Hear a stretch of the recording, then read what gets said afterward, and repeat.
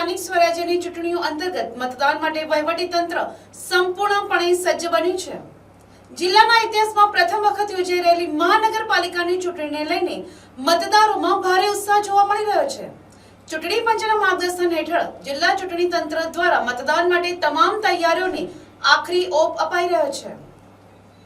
મતદાન પ્રક્રિયાને સુચારુ રીતે પાર પાડવા માટે નવસારી શહેરની સંસ્કાર ભારતી હાઈસ્કૂલ ખાતેથી આજે મહત્વની કામગીરી શરૂ કરવામાં આવી હતી।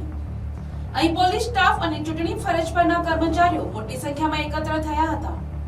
ચૂંટણી પંચ દ્વારા તમામ કર્મચારીઓને તેમની જવાબદારીના ઓર્ડર, સ્ટેશનરી અને મતદાન માટે જરૂરી સાહિત્યની ફાળવણી કરવામાં આવી હતી। ચૂંટણીમાં સૌથી મહત્વના એવા ઈવીએમની ફાળવણીની પ્રક્રિયા પણ શરૂ થઈ ગઈ છે। પોતાના નિર્ધારિત મતદાન મથકોના ઓર્ડર મેળવ્યા બાદ અધિકારીઓ અને કર્મચારીઓ જરૂરી સાધન સામગ્રી સાથે ગંતવ્ય સ્થળ પર જવા રવાના થયા હતા। જિલ્લાના અલગ અલગ વિસ્તારોમાં ફાળવવામાં આવેલી જવાબદારી મુજબ ચુસ્ત સુરક્ષા વચ્ચે કાફલાઓ રવાના થઈ રહ્યા છે।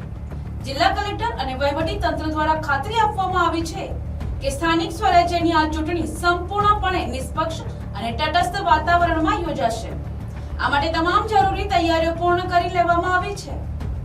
સુરક્ષા વ્યવસ્થાને લઈને પોલીસ તંત્ર પણ એલર્ટ મોડ પર છે।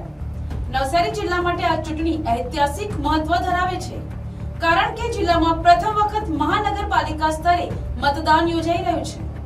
આ નવા બદલાવને કારણે શહેરી વિસ્તારના મતદારોમાં પોતાના મતાધિકારનો ઉપયોગ કરવા માટે અનેરો ઉત્સાહ જોવા મળી રહ્યો છે। Bureau report, NTC news, Navsari.